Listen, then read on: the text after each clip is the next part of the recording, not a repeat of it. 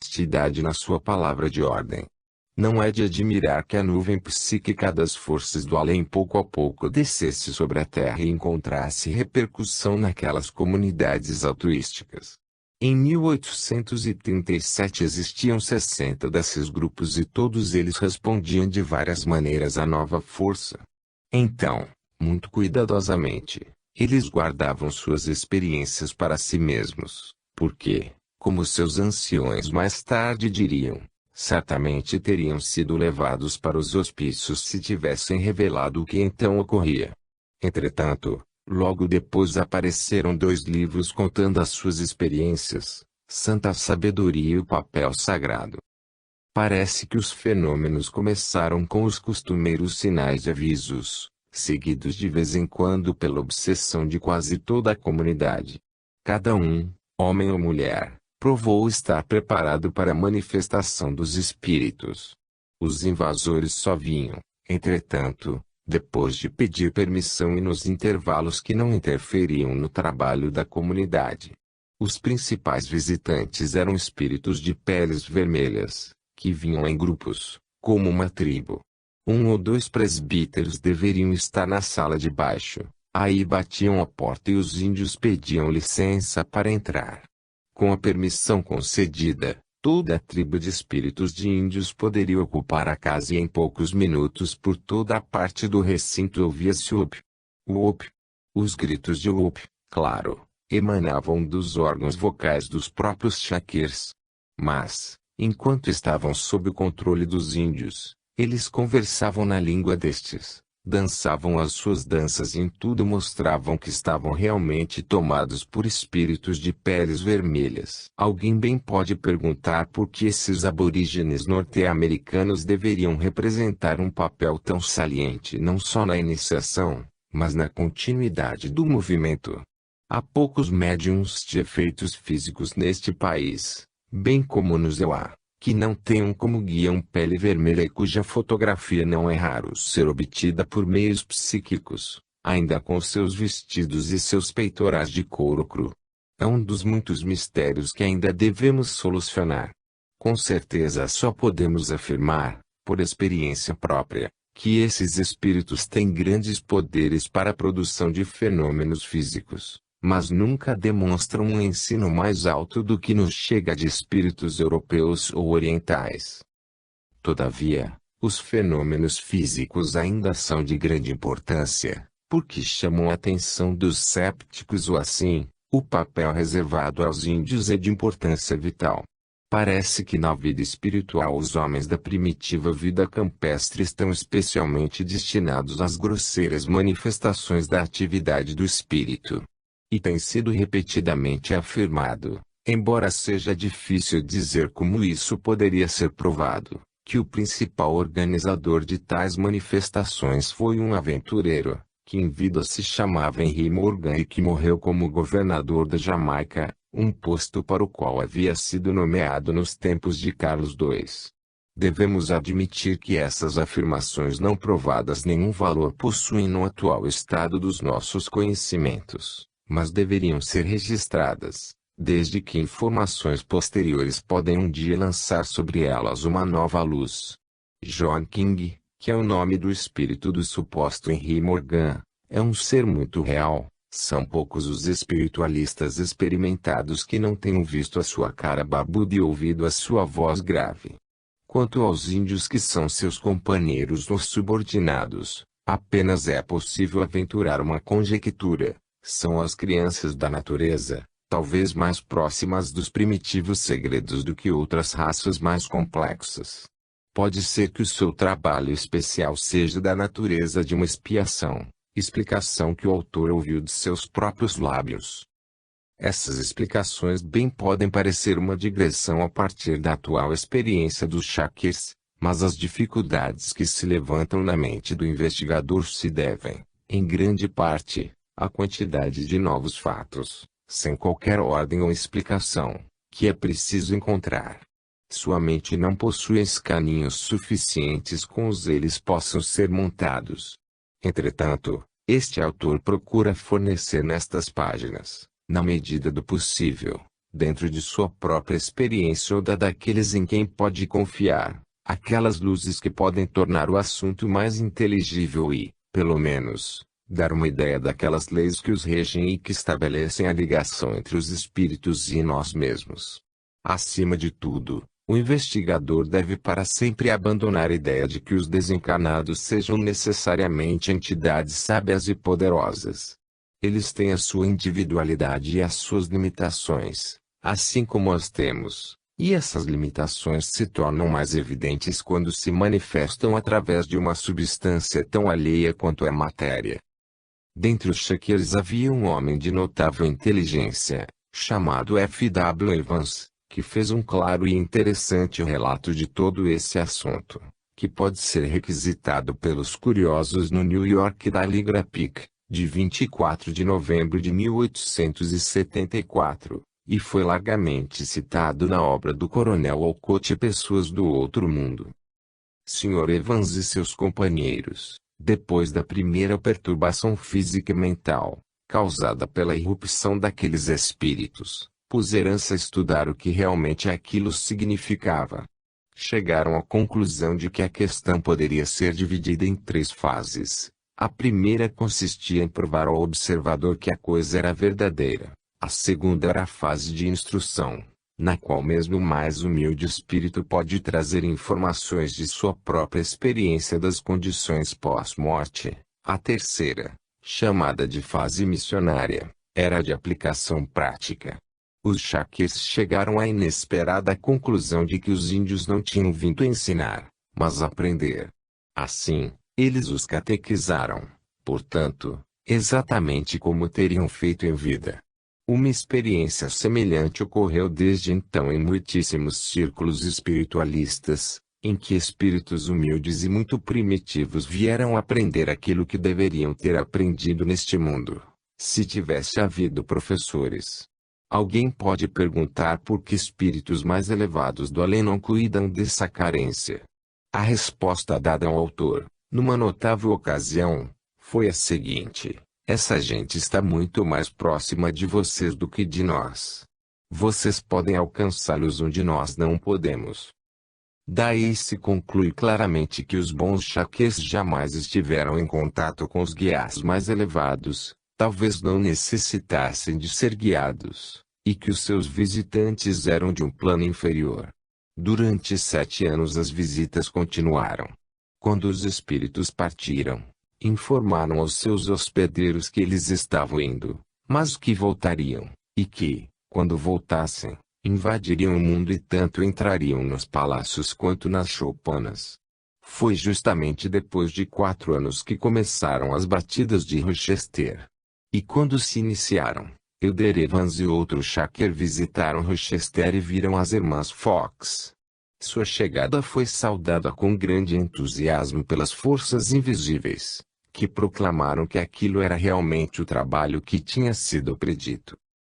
Certa observação de Elder Evans vale a pena ser referida. Quando lhe perguntaram: não pensa que a sua experiência é a mesma dos monges e freiras da Idade Média? Sua resposta não foi: as nossas eram angélicas, as outras, diabólicas, como teria sido, se a situação fosse invertida. Ele respondeu com muita candura e clareza: certamente. Isso é a própria explicação deles através dos tempos. As visões de Santa Teresa são visões espiritualistas, do mesmo modo que as que frequentemente têm sido permitidas aos membros de nossa sociedade. Quando depois lhe perguntaram se a magia e a necromancia não pertenciam à mesma categoria, respondeu: sim. Isto é quando o espiritualismo é empregado para fins egoísticos.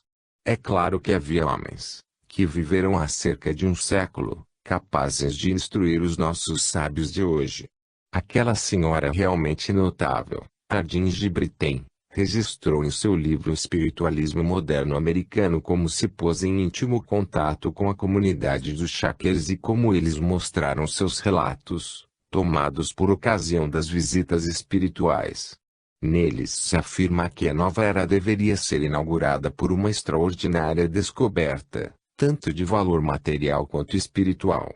Esta é uma profecia mais notável, pois é uma questão de história que as minas de ouro da Califórnia foram descobertas pouco tempo depois daquela erupção psíquica. Um partidário de Swedenborg, com a sua doutrina das correlações, possivelmente sustentaria que estes dois fatos se complementam. O episódio da manifestação dos Shakers é um elo muito evidente entre o trabalho pioneiro de Swedenborg e o período de Davis e das irmãs Fox. Agora devemos apreciar a carreira do primeiro, que está intimamente associada com o surgimento e o progresso do movimento psíquico moderno. 3. O profeta da nova revelação. Andrew Jackson Davis. Andrew Jackson Davis foi um dos homens mais notáveis de que temos uma informação exata. Nascido em 1826 nas margens do Hudson, sua mãe era uma criatura sem escolaridade, com tendências visionárias aliadas à superstição vulgar. Seu pai era um borracho, trabalhador em couros. Escreveu detalhes de sua própria infância no livro curioso, A Vara Mágica, que nos revela a vida primitiva e dura das províncias americanas na primeira metade do século passado. O povo era rude e analfabeto, mas o seu lado espiritual era muito vivo, parecia estar sempre pronto para alcançar algo de novo. Foi nesses distritos rurais de Nova York que, no espaço de poucos anos, se desenvolveram o mormonismo e o espiritualismo. Jamais houve um rapaz com menos disposições favoráveis do que Davis. Era fraco de corpo e pobre de mente. Fora dos livros da escola primária apenas se lembrava de um livro que sempre lia até os 16 anos de idade. Entretanto, naquela criatura mirrada dormiam tais forças espirituais que antes dos 20 anos tinha escrito um dos livros mais profundos e originais de filosofia jamais produzidos. Poderia haver mais clara prova de que nada tinha vindo dele mesmo e de que não passava de um conduto, através do qual fluía o conhecimento daquele vasto reservatório que dispõe de tão incompreensíveis dispositivos. O valor de uma Joana d'Arc, a santidade de uma Teresa, a sabedoria de um Jackson Davis, os poderes sobrenaturais de um Daniel Omi, tudo vem da mesma fonte. Nos seus últimos anos da infância começaram a se desenvolver os poderes psíquicos de Davis. Como Joana d'Arc, ouvia vozes no campo, vozes gentis que lhe davam bons conselhos e conforto. A clarividência seguiu essa clareaudiência. Por ocasião da morte de sua mãe, teve uma notável visão de uma casa muito amável, numa região brilhante, que imaginou ser o lugar para onde sua mãe tinha ido.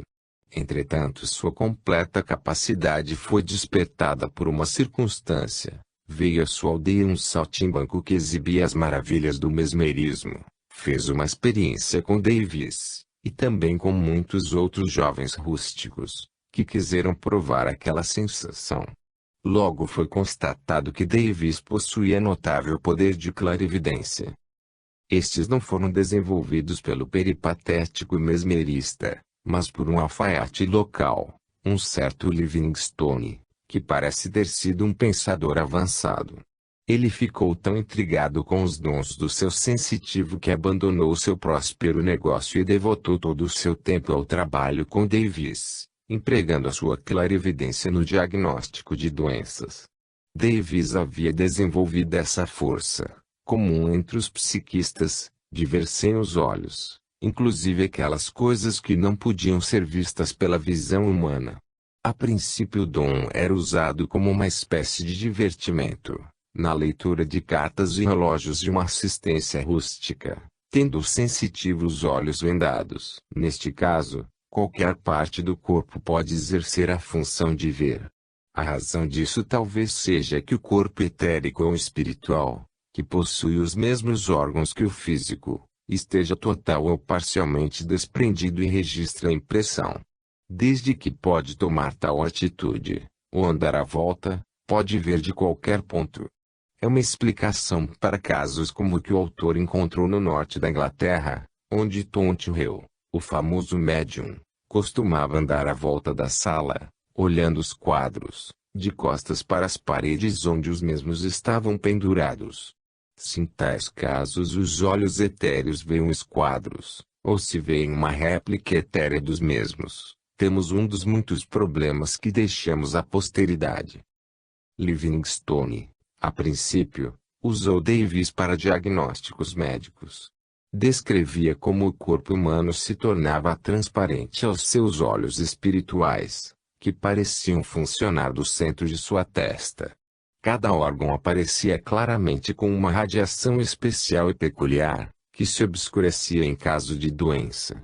Para a mentalidade médico-ortodoxa, com a qual muito simpatiza o autor, tais poderes são passíveis de abrir uma porta para o charlatanismo e ainda o inclina a admitir que tudo quanto foi dito por Davis tivesse sido corroborado pela própria experiência do Sr. Bloomfield, de Melbourne, que descreveu ao autor a admiração de que ficou possuído, quando sua força se manifestou subitamente, na rua, lhe mostrando detalhes anatômicos de duas pessoas que andavam à sua frente. Tão bem verificados têm sido tais poderes, que não é raro verem-se médicos tomar clarividentes ao seu serviço, como auxiliares para o diagnóstico. Diz Hipócrates, a alma vê de olhos fechados as afecções sofridas pelo corpo. Assim, ao que parece, os antigos sabiam algo a respeito de tais métodos.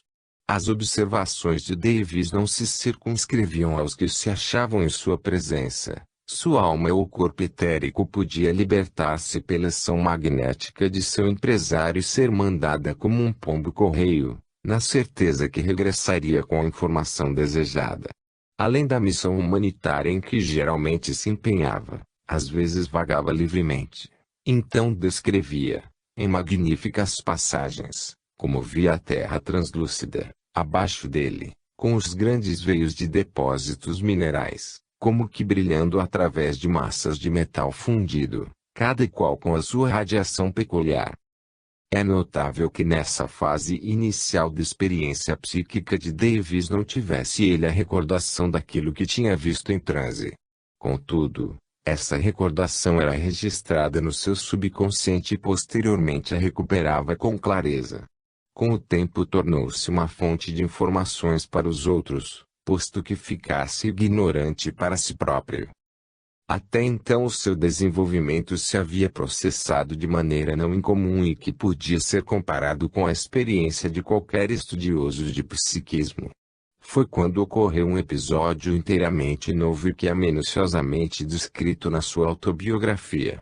Em resumo, os fatos foram os seguintes.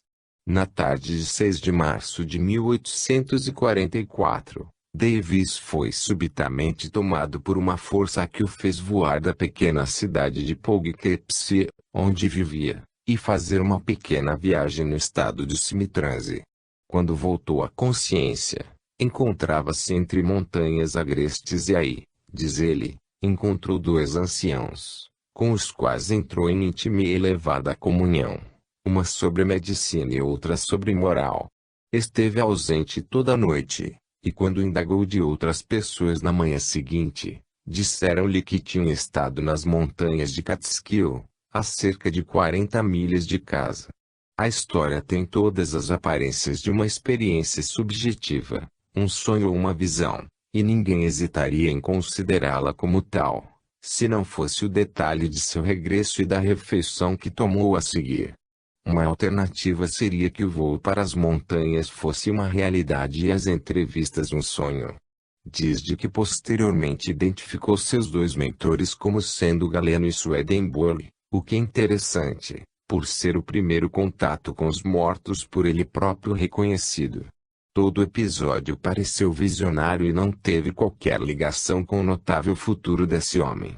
Verificou maiores forças a se agitarem em si mesmo e foi avisado de que, quando lhe faziam perguntas sérias, enquanto se achava em transe mesmérico, sempre respondia: responderei a isto em meu livro.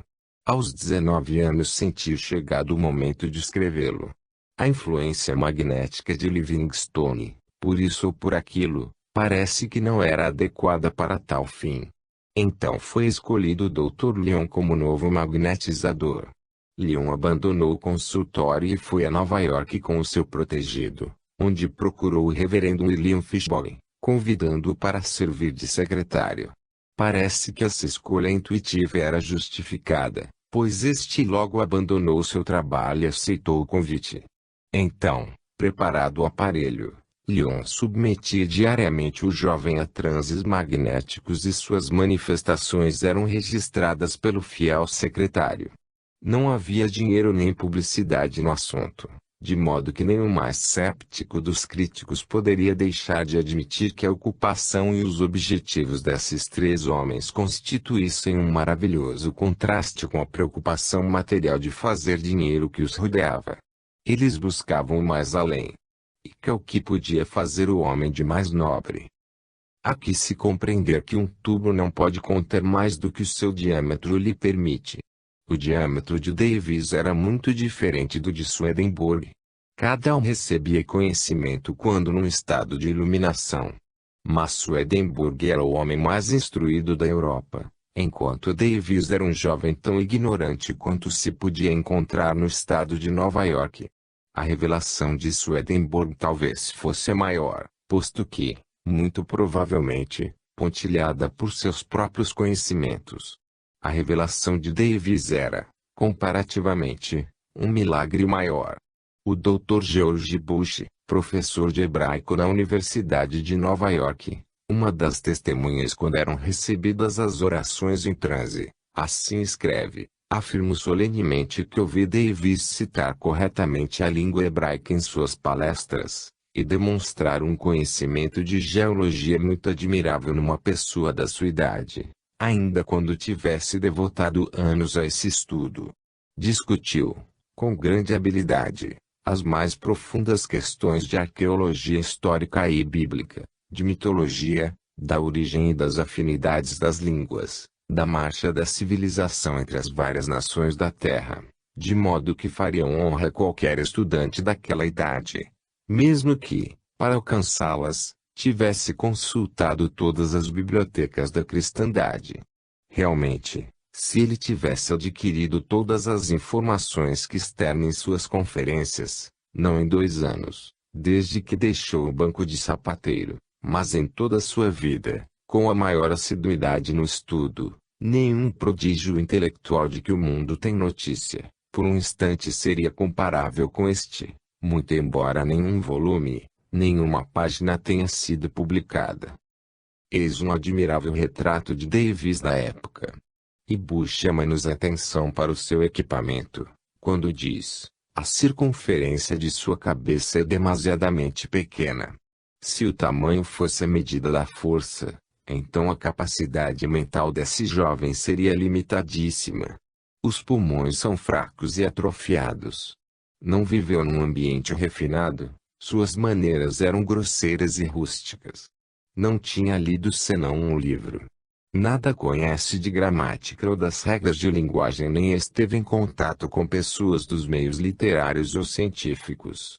Tal era o moço de 19 anos, do qual jorrava então uma catadupa de palavras e de ideias, abertas à crítica, não por sua simplicidade, mas por serem demasiado complexas e envoltas em termos científicos, conquanto sempre com um fio consistente de raciocínio e de método.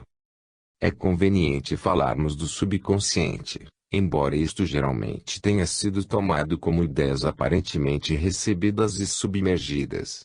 Se, por exemplo, o desenvolvido Davis pudesse recordar o que tinha acontecido em seus transes durante os seus dias de não desenvolvimento, teríamos um claro exemplo de emergência daquelas impressões sepultadas. Mas parece um abuso de palavras falar de um inconsciente quando tratamos com alguma coisa que, por meios normais, jamais poderia alcançar qualquer extrato da mente, consciente ou inconsciente. Eis o começo da grande revelação psíquica de Davis, que se derramou, ocasionalmente, por muitos livros, todos compendiados pelo nome de filosofia harmônica. Por sua natureza e por sua posição nos estudos psíquicos, deles trataremos no outro lugar. Nessa fase de sua vida, Davis supõe ainda haver estado sob a influência direta da entidade que posteriormente identificou como sendo Swedenborg, nome muito pouco familiar naquele tempo. De vez em quando recebia um aviso, pela clarividência, para subir a montanha. Essa montanha se acha situada na outra margem do Hudson, oposta a Poughkeepsie. Aí na montanha pretende-lhe que se encontrava e conversava com uma figura venerável. Parece que não houve qualquer indício de materialização e o incidente não tem analogia em nossa experiência psíquica, salvo se, e temos que falar com toda a reverência, também o Cristo subiu a um monte e entrou em comunhão com as formas de Moisés e de Elias. Nisso a analogia parece completa. Não parece que Davis tenha sido absolutamente um homem religioso, no sentido comum e convencional, embora se achasse saturado de forças verdadeiramente espirituais.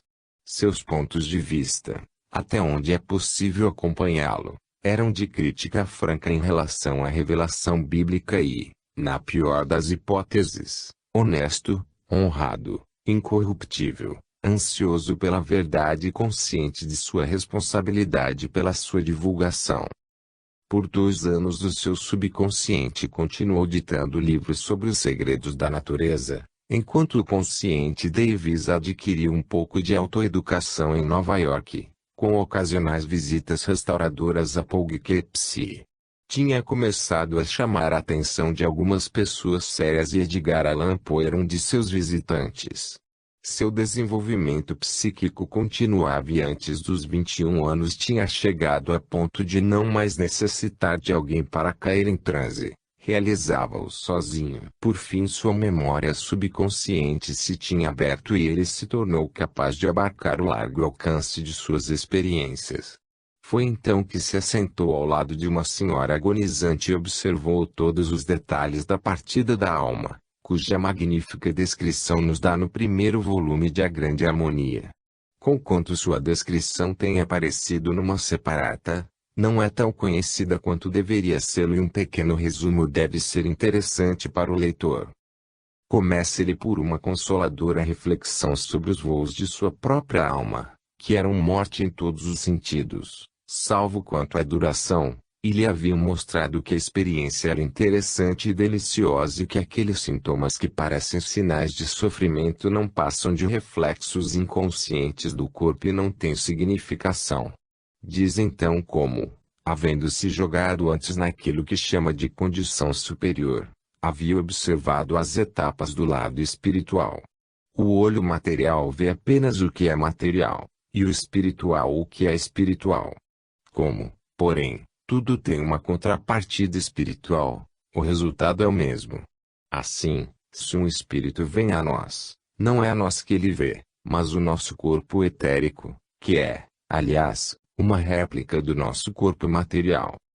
Foi esse corpo etérico que Davis viu emergindo do envoltório de protoplasma da pobre moribunda, que finalmente ficou vazio no leito, como a enrugada crisálida, depois que a borboleta se libertou.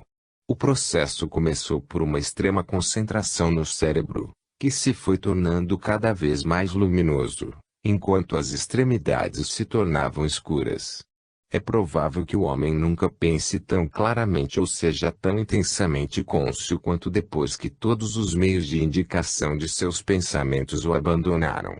Então o novo corpo começa a emergir, a começar pela cabeça. Em breve se acha completamente livre, de pé ao lado de seu cadáver, com os pés próximo à cabeça e com uma faixa luminosa vital, correspondente ao cordão umbilical. Quando o cordão se rompe, uma pequena porção é absorvida pelo cadáver, assim o preservando da imediata putrefação. Quanto ao corpo etérico, leva algum tempo até adaptar-se ao novo ambiente, até passar pela porta aberta. Eu a vi passar para a sala contígua, através da porta e da casa, erguer-se no espaço.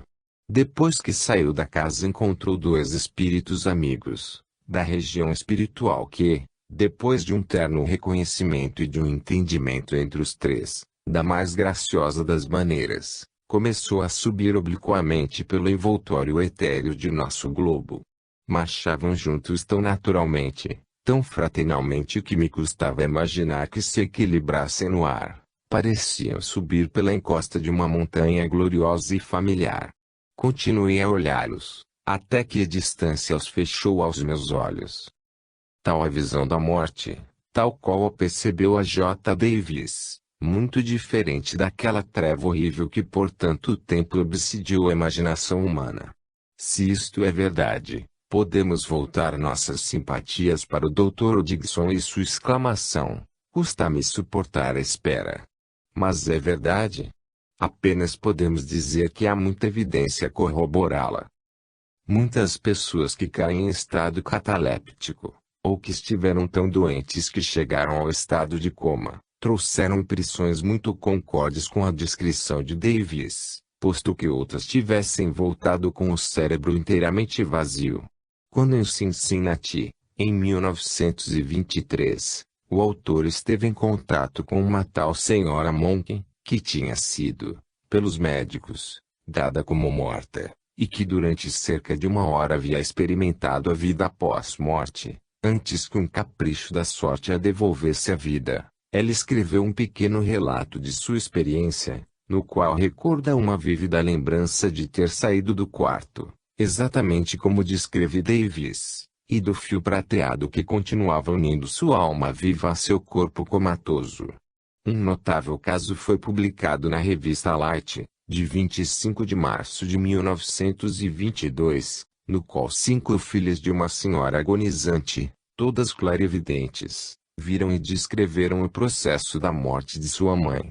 Aqui também a descrição do processo era muito semelhante àquele descrito, posto haja algumas diferenças bastantes entre este último e outros casos para sugerir que a sequência dos acontecimentos nem sempre é regida pelas mesmas leis. Outra variante de extremo interesse encontra-se num desenho feito por uma criança médium, que pinta a alma deixando o corpo e é descrito no trabalho da Senhora de Morgan, Da Matéria ao Espírito, página 121.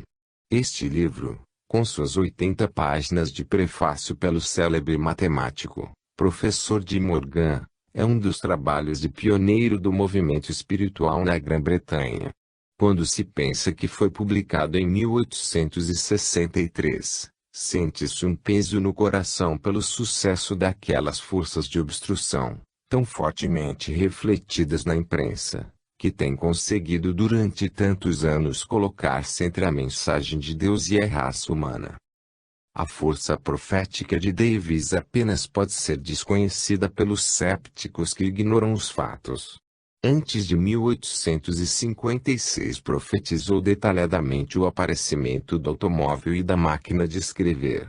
Em seu livro Penetralia lê-se o seguinte.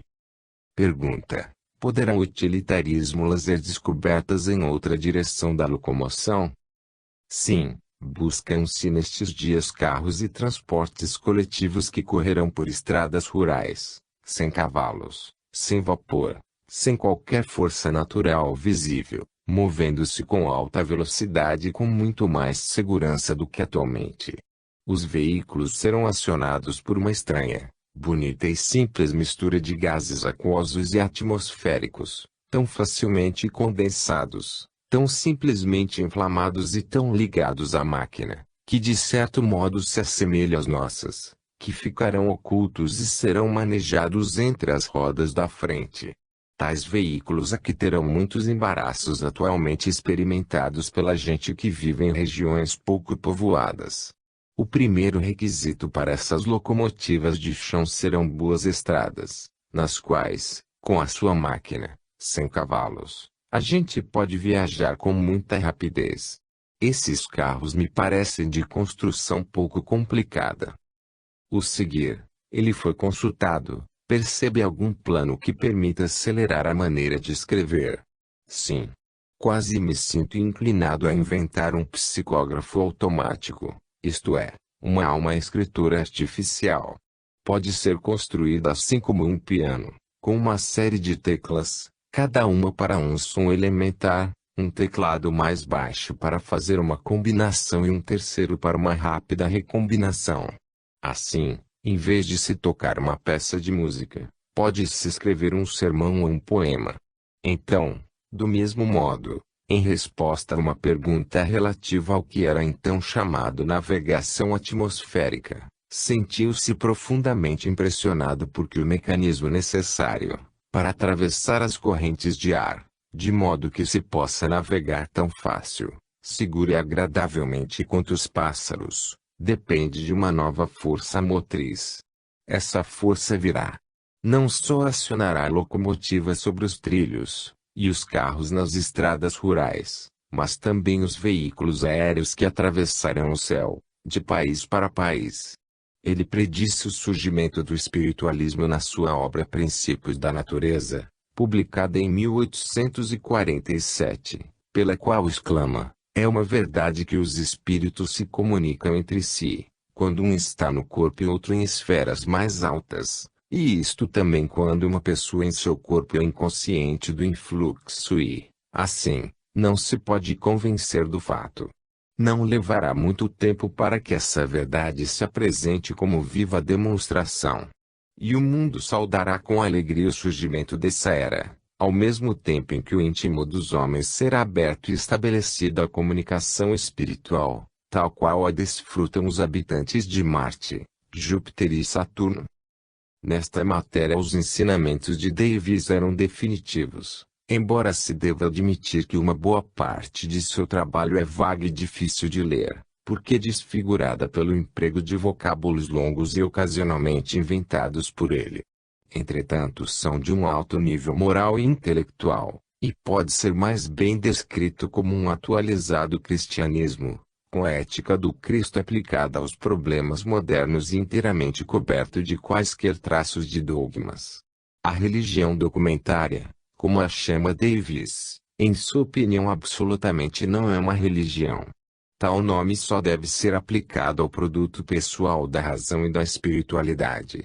Tal a linha geral do ensino, misturado com muitas revelações da natureza, exposto em sucessivos livros da filosofia harmônica, a que se seguiram as revelações divinas da natureza e que tomaram os anos seguintes de sua vida. Muitos de seus ensinos apareceram num jornal estranho, chamado Univercoelum, e em conferências proferidas para dar a conhecer as suas revelações. Em suas visões espirituais, Davis viu uma disposição do universo que corresponde proximamente à que foi apresentada por Swedenborg, adicionada pelo ensino posterior dos espíritos e aceita pelos espiritualistas. Viu uma vida semelhante à da Terra, uma vida que pode ser chamada semimaterial, com prazeres e objetivos adequados à nossa natureza, que de modo algum se havia transformado pela morte. Viu estudo para os estudiosos, tarefas geniais para os enérgicos, arte para os artistas, beleza para os amantes da natureza, repouso para os cansados. Viu fases graduadas da vida espiritual, através das quais lentamente se sobe para o sublime e para o celestial. Levou a sua magnífica visão acima do presente universo e o viu como este uma vez mais se dissolvia numa nuvem de fogo, da qual se havia consolidado, e, uma vez mais se consolidado para formar um estágio, no qual uma evolução mais alta teria lugar e onde uma classe mais alta se iniciaria do mesmo modo que algures da classe mais baixa. Viu que esse processo se renovava muitas vezes, cobrindo trilhões de anos e sempre trabalhando no sentido do refinamento e da purificação. Descreveu essas esferas como anéis concêntricos em redor do mundo, mas como admite que nem o tempo nem o espaço são claramente definidos em suas visões, não devemos tomar a sua geografia muito ao pé da letra.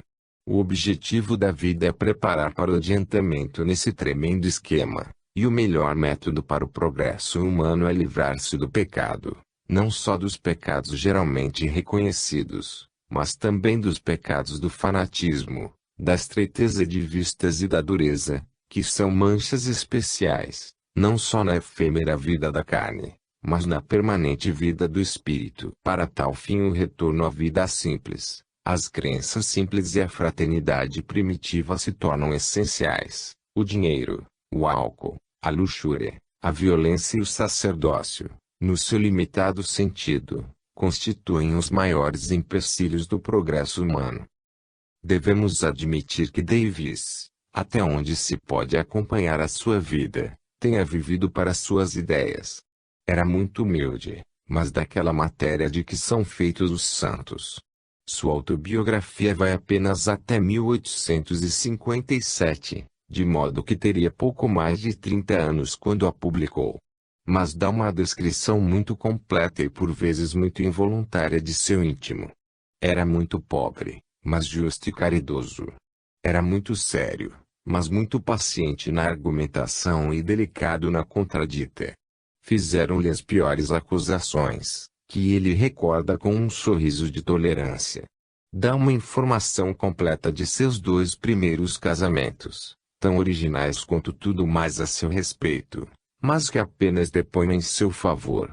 Desde a data em que termina a vara mágica, parece que levou a mesma vida, alternando leitura e escrita, conquistando cada vez mais prosélitos, até que morreu em 1910, na idade de 84 anos.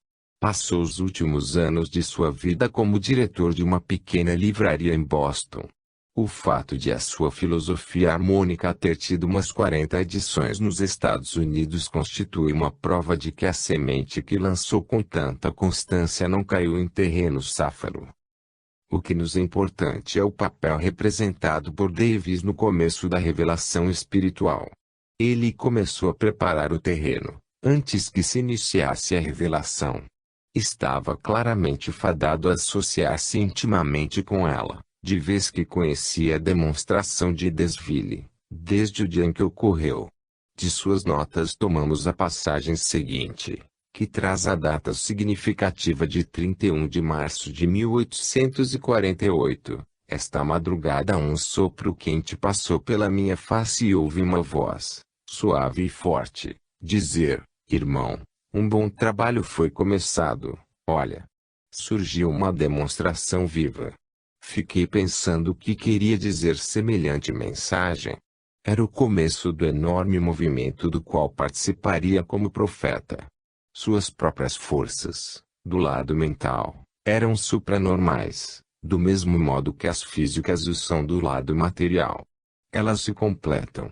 Era, até o extremo de sua capacidade, a alma do movimento, e o único cérebro que tinha uma visão clara da mensagem, anunciada de maneira tão nova como estranha. Nenhum homem poderia receber aquela mensagem por inteiro, porque é infinita e cada vez se ergue mais alto, à medida que tomamos contato com seres mais elevados. Mas Davis a interpretou tão bem para os seus dias e para a sua geração que, mesmo agora, muito pouco pode ser adicionado às suas concepções. Tinha ido além de Swedenborg, embora não possuísse o equipamento mental deste, para abarcar os seus resultados. Swedenborg havia visto o céu e o inferno, tal como Davis os vira descrever minuciosamente. Entretanto, Swedenborg não teve uma visão clara da posição dos mortos e da verdadeira natureza do mundo dos espíritos, com a possibilidade de retorno, como foi revelado ao vidente americano. Tal conhecimento veio lentamente a Davis.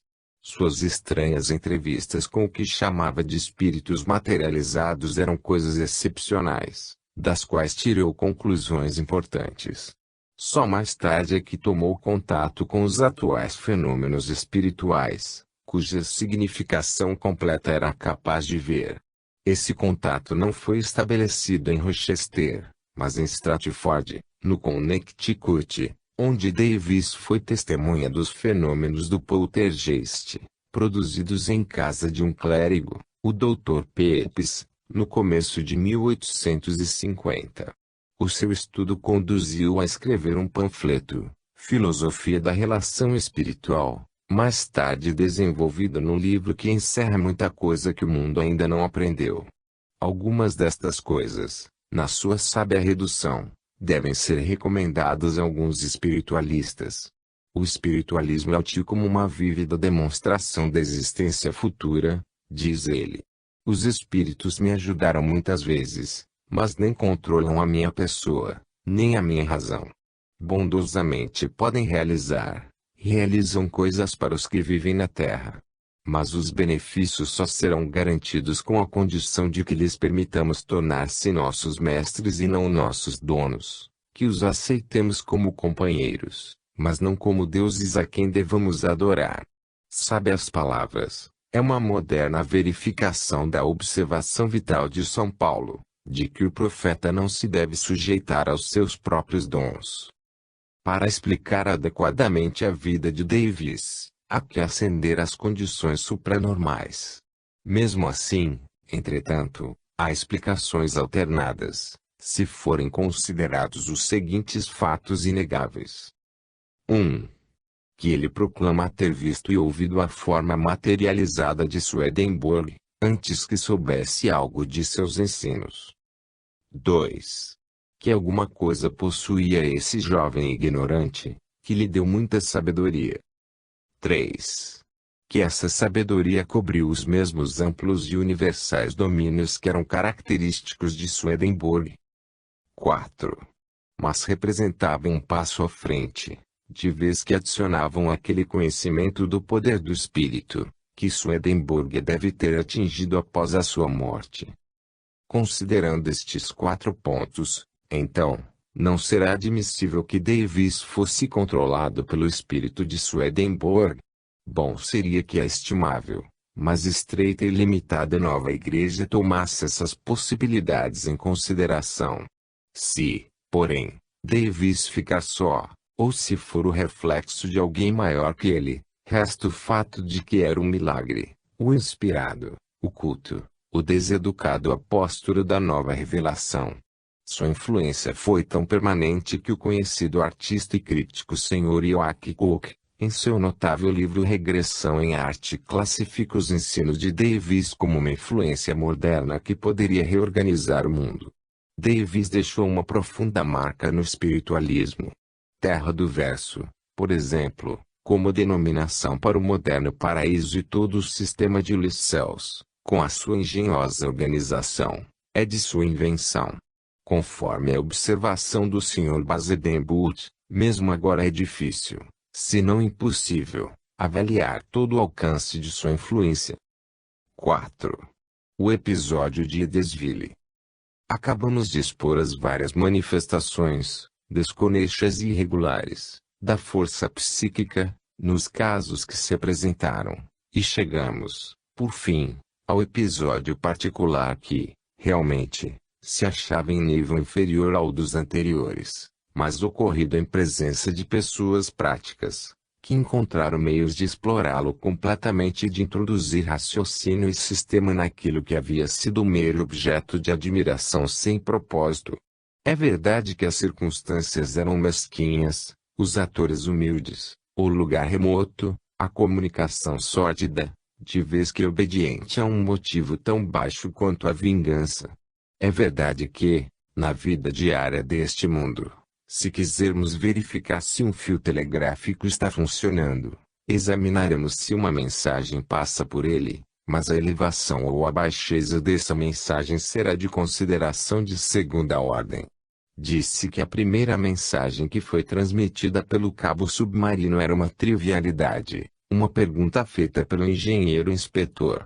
Não obstante, reis e presidentes desde então o têm empregado.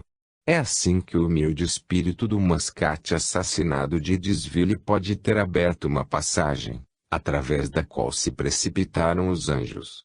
Há bens e maus inumeráveis intermediários no outro lado, como do lado de cá do véu. A companhia que atraímos depende de nós mesmos e de nossos próprios motivos.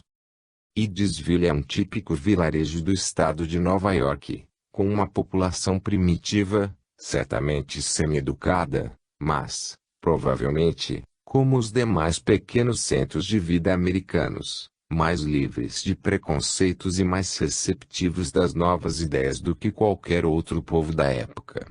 Aquela povoação, situada a cerca de 20 milhas da nascente cidade de Rochester, consistia de um grupo de casas de madeira, de tipo muito humilde.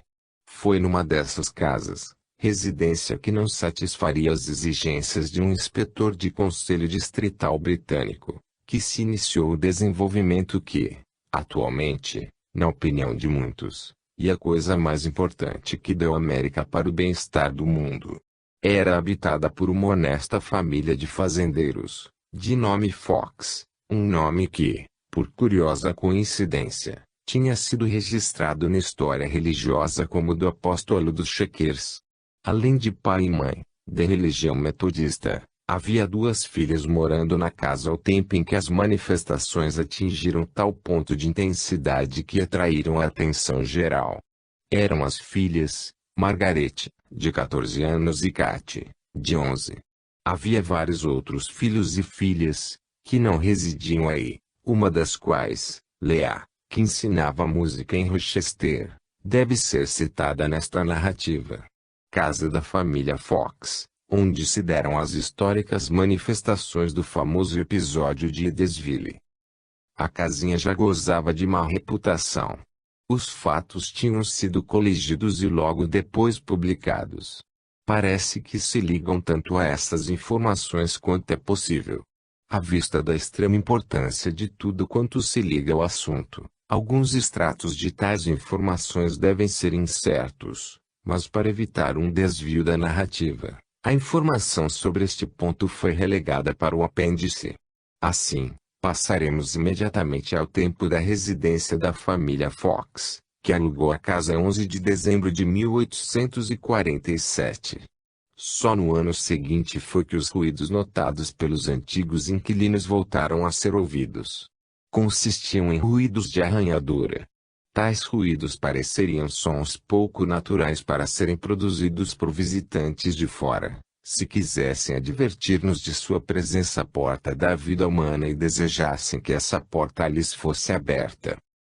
Exatamente esses arranhões, todos desconhecidos desses fazendeiros iletrados, tinham ocorrido na Inglaterra em 1661, na casa da senhora Mompesson, em Terworth. Esses arranhões também são registrados por Melanchthon, como tendo sido verificados em Oppenheim, na Alemanha, em 1520. Também foram ouvidos em Ortecarage, em 1716. Aqui o foram uma vez mais e, por fim, tiveram a sorte de ver a porta abrir-se. Parece que esses ruídos não incomodaram a família Fox até meados de março de 1848. Dessa data em diante cresceram continuamente de intensidade. Às vezes eram simples batidas, outras vezes soavam como arrastar de móveis. As meninas ficavam tão alarmadas que se recusavam a dormir separadas e iam para o quarto dos pais. Tão vibrantes eram os sons que as camas tremiam e se moviam. Foram feitas todas as investigações possíveis. O marido esperava de um lado da porta e a mulher do outro, mas os arranhões ainda continuavam. Logo se espalhou que a luz do dia era inimiga dos fenômenos, o que reforçou a ideia de fraude, mas toda a solução possível foi experimentada e falhou. Finalmente, na noite de 31 de março houve uma irrupção de inexplicáveis sons muito altos e continuados. Foi nessa noite que um dos grandes pontos da evolução psíquica foi alcançado, desde que foi nessa noite que a jovem Katy Fox desafiou a força invisível a repetir as batidas que ela dava com os dedos.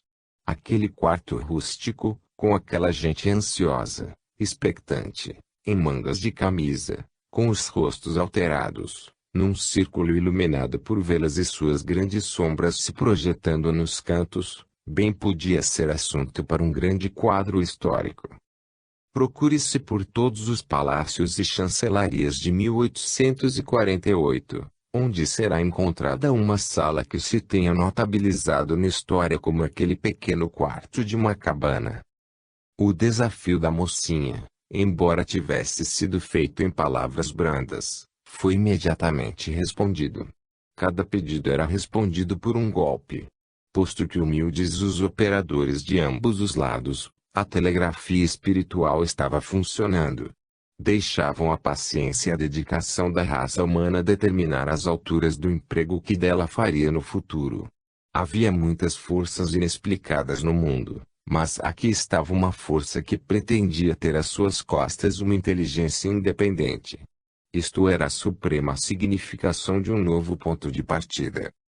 Família Fox. A senhora Fox ficou espantada daquele resultado e da posterior descoberta de que aquela força, ao que parecia, era capaz de ver e ouvir, pois quando Katy dobrava o dedo sem barulho, O arranhão respondia. A mãe fez uma série de perguntas, cujas respostas, dadas em números, mostravam maior conhecimento de seus próprios negócios do que ela mesma possuía, pois os arranhões insistiam em que ela tinha tido 7 filhos, enquanto ela protestava que só tinha tido 6, até que veio à sua mente um que havia morrido em tenra idade. Uma vizinha, Senhora Redfield, foi chamada e sua distração se transformou em maravilha e, por fim, pavor, quando teve respostas corretas a questões íntimas. À medida em que se espalhavam as notícias dessas maravilhas, os vizinhos chegavam em bandos, um dos quais levou as 2 meninas, enquanto a Sra. Fox foi passar a noite na casa da Sra. Redfield. Em sua ausência os fenômenos continuaram exatamente como antes, o que afasta de uma vez por todas aquelas hipóteses de estalos de dedos e de deslocamentos de joelhos, tão frequentemente admitidas por pessoas ignorantes da verdade dos fatos. Tendo sido formada uma espécie de comissão de investigação, aquela gente, na maliciosa feição Yankee, levou parte da noite de 31 de março num jogo de perguntas e respostas com a inteligência invisível. Conforme sua própria declaração, ele era um espírito, tinha sido assassinado naquela casa, indicou o nome do antigo inquilino que o matara, tinha então, há 5 anos passados, 31 anos de idade, fora assassinado por causa de dinheiro, tinha sido enterrado numa adega, a 10 pés de profundidade. Descendo a adega, golpes pesados e brutais soaram, aparentemente vindos de dentro da terra, enquanto o investigador estava no meio da peça. Não houve sons em outras ocasiões. Aquele era, pois, o lugar da sepultura. Foi um vizinho, chamado do Slayer, quem, pela primeira vez, usou o alfabeto para obter respostas por meio de arranhões nas letras. Assim foi obtido o nome do morto, Charles B. Rosman. A ideia de coordenar as mensagens só se desenvolveu 4 meses mais tarde, quando Isaac Post, uma quaker de Rochester, tomou a direção. Em poucas palavras, estes foram os acontecimentos de 31 de março, que se continuaram e se confirmaram na noite seguinte, quando não menos de 200 pessoas se haviam reunido em volta da casa. No dia 2 de abril foi constatado que os arranhões tanto se produziam de dia quanto de noite. Eis a sinopse dos acontecimentos da noite de 31 de março de 1848, a pequena raiz da qual se desenvolveu uma árvore tão grande. E como este volume pode ser chamado um monumento em sua memória, parece adequado que a história seja contada nas mesmas palavras das 2 primeiras testemunhas adultas. Suas declarações foram feitas 4 dias após a ocorrência, e fazem parte daquela peça admirável de pesquisa psíquica, escrita pela comissão local, que será descrita e comentada posteriormente. Eis o depoimento de Sra. Fox. Na noite da primeira perturbação, todos nos levantamos, acendemos uma vela e procuramos pela casa inteira, enquanto o barulho continuava e era ouvido quase que no mesmo lugar. Conquanto não muito alto, produzia um certo movimento nas camas e cadeiras a ponto de notarmos quando deitadas. Era um movimento em trêmulo, mais que um abalo súbito. Podíamos perceber o abalo quando de pé no solo. Nessa noite continuou até que dormimos. Eu não dormi até quase meia-noite. Os rumores eram ouvidos por quase toda a casa. Meu marido ficou à espera, fora da porta, enquanto eu me achava do lado de dentro, e as batidas vieram da porta que estava entre nós. Ouvimos passos na copa, e descendo a escada, não podíamos repousar. Então conclui que a casa deveria estar assombrada por um espírito infeliz e sem repouso. Muitas vezes tinha ouvido falar desses casos, mas nunca tinha testemunhado qualquer coisa do gênero, que não levasse para o mesmo terreno. Na noite de sexta-feira, 31 de março de 1848, resolvemos ir para a cama um pouco mais cedo e não nos deixemos perturbar pelos barulhos. Íamos ter uma noite de repouso. Meu marido aqui estava em todas as ocasiões, ouviu os ruídos e ajudou a pesquisa. Naquela noite fomos cedo para a cama, apenas escurecera. Achava-me tão quebrada e falta de repouso